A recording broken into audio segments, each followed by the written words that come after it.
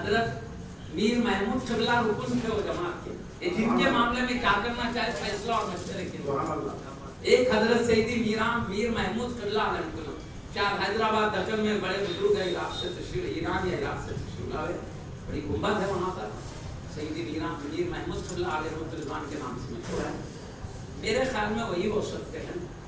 اور دو بابا شرف الدین رحمۃ اللہ علیہ نامی دو بزرگوں کا نام بھی لکھے بانی جانے اللہ۔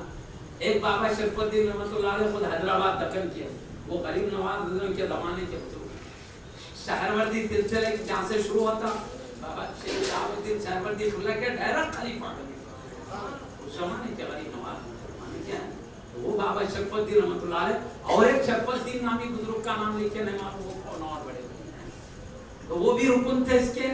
اور سیدی میران داتا قبلہ رضی اللہ عنہ، یہ تمام اولیاء کرام جمع ہوئے، اور ان کے میر مجلس تھے حضور سیدنا غریب نواز، میر مجلس تھے، بلکہ میر مجلس بلکہ اس مجلس کے آپ شاہ سلطان حکمران صبح، تو اس میں بلایا گیا جن کو، اب سب نے مشورہ کر کے اس کو سمجھایا، دیکھ چلے جا جن کو بلے چلے جا انسان کو ستا مت، تو بجائے جانے کے وہ بے ادبی شروع کیا، بے ادبی، یہاں تک کہ حضور غریب نواز کی شان میں بھی گستاخی کیا، بے ادب، کسی کی پرواہ نہیں، ولی کی پرواہ نہیں، ابھی سوچے بے ادبی کیا۔ تو ان اولیاء میں طاقت رہتی ہے، چاہے تو ایک منٹ میں ختم کر، لیکن اولیاء اللہ چاہتے ہیں سمجھا بنا کے نکالیں، اس لیے ایسا معاملہ ہے تو کیا کہ نہیں میں نہیں سن رہا، کیا کریں گے؟ ایک قانون یہ ہے، اولیاء کرام جو مختلف علاقوں میں بٹے ہوئے ہیں اور باطنی طور پر پورے کائنات زمین کے نظام کو باطنی طور پر سنبھالے، جملہ 70 ابدال زمین پر، ہر ایک کا علاقہ منتخب ہے، تو وہ اپنے علاقے کے معاملات میں تغیر و تبدل کرنے میں کوئی دشواری محسوس کرتے، مطلب بھائی حالات کا تقاضا اس کو الٹ کیا جائے، بعض لوگوں کی دعائیں بیچ میں حائل ہوتی ہیں، بعض لوگ دعا کرتے ہیں یہ واقعات ہو، بعض دعا کرتے ہیں ایسے ہو، ان میں آ کر وہ اولیاء کرام مشورہ دیتے ہیں کہ آخر کرنا کیا چاہیے اس باطنی نظام میں، باطنی طور پر اندر سے تصرف کرتے ہوئے نظام میں جو تصرف کرنا ہے، تو اس کے لیے یہ سیدھے حضور غوث اعظم دستگیر رضی اللہ عنہ کے دربار میں حاضر ہوتے ہیں، حاضر ہو کے تمام اقطاب مشورہ لیتے، حضور جو آپ حکم دے اس پر عمل کریں۔ چنانچہ ایک جامع نظامیہ کا کتابیں چھپانے کا ایک اشاعت العلوم کے نام سے مطلب، تو اشاعت العلوم سے کتابیں چھپتی، اس میں ایک کتاب انوار العاشقین یا کوئی کتاب ہے، میں نے تعلیم کے زمانے میں پڑھا، اس میں لکھا تھا یہ تہجد کے ٹائم خصوصاً 2 بجے کے وقت میں غار ہرا کے پاس اولیاء اللہ کا اجتماع ہوتا ہے، سارے زمین کے بڑے بڑے ذمہ دار اولیاء اللہ جمع ہوتے ہیں، وہاں حضور غوث اعظم جلوہ فرما ہوتے ہیں، اپنے اپنے علاقے کے مسائل غوث پاک رضی اللہ عنہ کی خدمت میں پیش کر کے آپ سے حکم اور مشورہ لیتے ہیں، حضور غوث پاک جو مشورہ دے اسی پہ عمل کرتے ہیں۔ تو غوث پاک رضی اللہ عنہ کو پیچیدہ معاملات میں مشورے کے لیے حاضر ہوتے ہیں، غوث پاک کی بات ہے۔ تو یہاں بھی ویسے ہوا، ان بزرگوں نے یہ معاملے کو حضور غریب نواز کے دربار میں پیش کیا، تو غوث پاک رضی اللہ عنہ نے فرمایا میں خود حاضر ہوتا ہوں، بلا ٹائم آتا ہوں۔ محفل منعقد ہوئی کہاں؟ میران داتا قبلہ رحمۃ اللہ علیہ کے دربار میں، تمام اولیاء اللہ جمع ہوتے ہیں، اور یاد رکھو غریب نواز بھی وہاں جلوہ فیگر، تمام اولیاء، یہ نہیں سمجھنا میران داتا قبلہ ولی ہیں، یقیناً بڑے درجے کے ولی، غریب نواز کا معاملہ وہ تو سلطان، پورے ہندوستان کے ولیوں کے سلطان۔ ایک سوال یہ نکتا بڑے ہو کر چھوٹے ولی کے پاس کر آیا، غلط فہمی میں مت پڑنا، کہیں تصورات ہے، فتح آتے رہتے۔ معاملہ ایسا ہے، ایک مرید پیر کے پاس جاتا ہے تو ادب تعظیم لے کر جاتا ہے، اور پیر مرید کے پاس آتا ہے شفقت و پیار لے کر آتا ہے۔ یا رسول اللہ، یا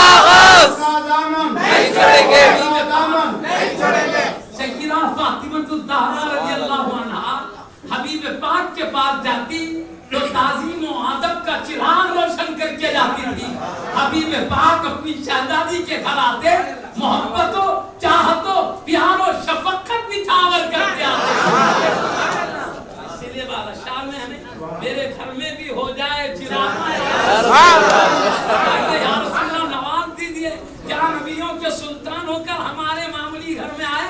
نہیں ہم اپنی ذات کو نہیں دیکھتے ہیں شان کریمی کو دیکھتے ہیں مصطفیٰ کی.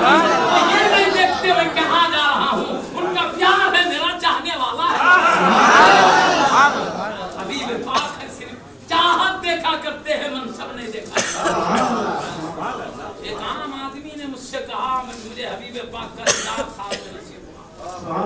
اتفاق سے پینٹ چھوٹے داڑھی پاس بعد حضرات کو شبہ ہوا خواب سننے کے وقت میرے ساتھ اور کچھ دوست احباب تھے. انہوں نے کہا کیا کھیل ہے حبیب پاک کا دیدار ہونا, کیا کوئی کھیل ہے؟ داڑھی نہیں ہے کیسے ہوتا سنت ایسا بچے جلال میں آنے لگے. میں کہا ٹھہر جاؤ حبیب ہم کو دیکھ کر نہیں نوازتے اپنی شان کریمی سے نوازا ہے. صرف محبت و پیار دیکھا کرتے.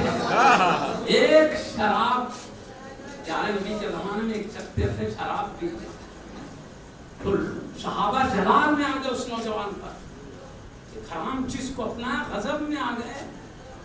تو جیسے ہی جلال میں آ کے باتیں کر رہے تھے حبیب پاک نے فرمایا سختی زیادہ مت کرو تمہارے رسول کا چاہنے والا. سبحان اللہ.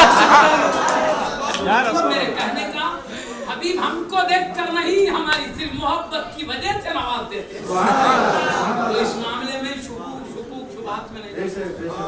یہ معاملہ اولیاء اللہ کا نرالا ہے. تو بہرحال اب سب جمع ہوئے نیران داتا قبلہ رضی اللہ عنہ کے پاس. ان کا معاملہ ہی نرالا ہے جی اولیاء اللہ کا. سب رونق افروز ہیں. اب اس کے بعد سب جمع ہے. حضور غوث اعظم رضی اللہ عنہ نے وعدہ فرمایا تھا میں ٹائم آؤں گا. حضور غوث پاک رضی اللہ عنہ تشریف لا رہے ہیں. زبان سے بیمار کے نکلتے جا رہا ہے سب نخل ہے اس کے اندر. حضور غوث پاک آ رہے ہیں سب ذکر ہے اس میں تشریف لا رہے ہیں. تو پھر حضرت نے کیا کہا وہ جن نے کیا جواب دیا پورا مذکور ہوا. وہ بیمار کی زبان سے سب ادا ہوتے جا رہا تھا. تو حضور غوث اعظم دستگیر رضی اللہ عنہ جلوہ فکر رونق افروز ہو گئے محفل میں. آتے ہی سب اولیاء اللہ نے حضور غوث پاک کی محبت اور تعظیم کرتے ہوئے. اس کے بعد اس جن کو حاضر کیا گیا وہ جن حاضر ہوا. حضور غوث پاک نے فرمایا کیوں ستا رہا تو ہمارے انسان کو؟ تو اس نے کہا یہ میرا ایک مقام تھا وہاں کے رہنے لگا تو میں اس کو سمجھایا جگہ چھوڑ دو. خوابوں میں اشارہ کر کے نہیں سنا تو میں میر محمود قبلہ علیہ رحمت و رضوان کی بارگاہ میں درخواست دیا وہ ولی کی بارگاہ میں تمہارے انسان کو سمجھا لو. یعنی تم بھی خواب میں اشارہ کر کے ہٹا لو اٹھا لو. یہ میری جگہ میں نے ایک درخواست پیش کر کے کہا تمہارے انسان کو سمجھا لو. تو میں نے درخواست پیش کیا سیدی میر محمود قبلہ رضی اللہ عنہ کی دربار. درخواست پیش کر کے کچھ میں انتظار کیا مگر کچھ اثر نہیں ہوا. اس کے بعد میں نے دیکھا میں نے درخواست بھی پیش کر دیا ولی انسان کو ہٹانے رہے تو میں اس کو ستانے لگا. میں جانے والا نہیں اس کو چھوڑا. تو اس نے کہا جانے والا نے کہا میں اس لیے ستا رہا ہوں. یوں کہا میں اس لیے اس کو پکڑ لیا پہلے سمجھا تو نہیں گیا میر محمود قبلہ کی دربار میں حاضر ہو کے درخواست دیا تو بھی نہیں گیا. یہ کہنا ہی تھا. حضور غوث پاک رضی اللہ عنہ نے فرمایا تو اپنے آپ کو سمجھا کیا اگر تیرا یہ ادب نہیں ہوتا کہ میر محمود قبلہ رضی اللہ عنہ کی دربار میں تو نے درخواست پیش کیا ادب کا معاملہ کیا تیرا ادب نہیں ہوتا ابھی تیری گردن اڑا دی جاتی. لیکن یہ ادب مجھے پسند آیا ہے اس لیے تجھے جان بخشی کی جا رہی ہے. لیکن چونکہ تو نے حضور غریب نواز رضی اللہ عنہ کی شان میں بے ادبی گستاخی کیا ہے اس لیے تجھے 5 سال کی قید بامشقت کی سزا سنائی جا رہی ہے. تو حضرت لکھتے یہ زبان سے نکل رہا حضور غوث پاک نے کہا اچانک دیکھتے دیکھتے اس کے ہاتھ جڑنے لگے پیر جڑنے لگے. حضرت لکھتے ایسا معلوم ہو رہا تھا کہ اس کو زنجیروں میں ڈکلا گیا. اس کے بعد جیسے ہاتھ پیر قریب ہوئے گر گیا بے ہوش ہو کر بیمار گر گیا. گرنے کے بعد اسے ہوش آیا تو حضرت لکھتے ہیں میرے دوست نے کہا یہ واقعہ ہو کر 5 سال سے بھی زیادہ کا وقفہ گزر گیا ہے، آج تک پھر جن کا کوئی اثر دیکھنے میں نہیں۔ حضرت نے کیا کہا غریب نواز رضی اللہ عنہ نے، کیونکہ تو نے حضور غریب نواز رضی اللہ عنہ کی شان میں بے ادبی کیا ہے، اس لیے تجھے 5 سال کی قید با مشقت کی سزا سنائی جاتی ہے، تجھے خراسان کے پہاڑی علاقوں میں قید کر دیا جاتا ہے۔ بلکہ اس کو وہیں قید کر دیے، اس کے بعد سے پھر کبھی پتہ نہیں چلا۔ تو اللہ تعالیٰ یہ روحانی طاقتیں اللہ والوں کو عطا فرماتا ہے۔ تو یہ واقعہ کہنے کا مقصد، جنات بھی اولیاء اللہ کی دربار میں آتے ہیں تو اپنے سر نکل ہو جایا کرتے ہیں۔ یہ واقعہ اور ایک اسی قسم کا واقعہ کچھ دن پہلے میرے پڑھنے میں آیا ہے، میں عرض کر دیتا ہوں۔ ایک بڑے عالم استاد محترم اپنے شاگردوں کے ساتھ گزر رہے تھے، کہیں جا رہے تھے، اچانک بڑا کالا سانپ آیا، اس کو آپ نے اپنے ہاتھ میں لاٹھی لسا تھی، وہ عصا سے مار کر ختم کر ڈالا۔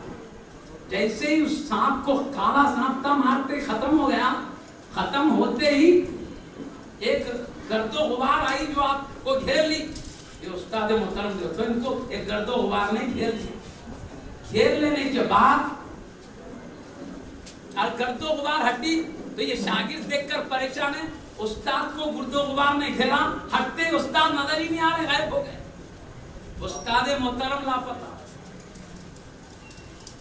اب شاگرد پریشان میں گئے کدھر، حیرت میں ٹھہرے رہے، دیکھتے ہی دیکھتے اعلیٰ درجے کے لباس میں پھر اسی مقام پر آ گئے۔ آئے تو کہا کیا ہو گیا حضرت آپ کو؟ آپ سانپ کو مارنے کے ساتھ ہی ہم نے دیکھا آپ کو گرد و غبار نے گھیرا، اتنی گرد و غبار کہ آپ اندر دکھائی نہیں دے رہے تھے، اچانک گرد و غبار ہٹی تو آپ کا پتہ نہیں چل رہا، غائب ہو گئے، اور پھر آئے ایک خاص لباس میں۔ یہ کیا بات ہے، ہم کو سمجھ میں نہیں آیا۔ تو کہا ایک عجیب واقعہ مجھے پیش آ گیا، وہ یہ ہے کہ جیسے ہی میں نے سانپ کو مارا، وہ گرد و غبار جو مجھے چھایا تھا وہ سانپ نہیں تھا، وہ جن تھا، سانپ کی شکل میں آ گیا۔ میں مارتے ہی اس کے ساتھی دوستوں نے مجھے گھیر لیا، گھیر کے مجھے غائب کر کے اس جنات کے ان مقام پہ لے کے گئے جہاں ان کا بادشاہ رہتا تھا۔ بادشاہ کے پاس لے گئے، جنات کا بادشاہ ننگی تلوار نکال کے کھڑا تھا۔ تو جنات نے جب لے کر گئے مجھے، تو بادشاہ نے پوچھا جنات کے یہ کون ہے؟ تو ان جنات نے کہا یہی قاتل ہے آپ کے بیٹے کا، اور وہاں جنازہ رکھا ہوا تھا، وہ بادشاہ کا بیٹا تھا، یہ آپ کے بیٹے کا یہی قاتل ہے، اس نے مار ڈالا ہے۔ تو بادشاہ نے کہا کیا سچ کہتے ہیں میرے جنات؟ تو کہا نہیں یہ جھوٹ ہے، میں نے آپ کے کسی آدمی کو نہیں مارا ہے۔ تو یہ جنات نے کہا جھوٹ مارا ہے انہوں نے، اس کی دلیل یہ ہے کہ ان کی لاٹھی پر اس کے مار کے خون کا اثر بھی پایا جاتا ہے۔ تو بادشاہ نے دیکھا لاٹھی پہ اثر تھا خون کا، تو بادشاہ نے کہا دیکھو دلیل کے ساتھ کہہ رہے ہیں۔ تو کہا یہ لاٹھی کا جو اثر نظر آ رہا ہے خون کا، وہ میں نے کسی آدمی کسی جن کو نہیں مارا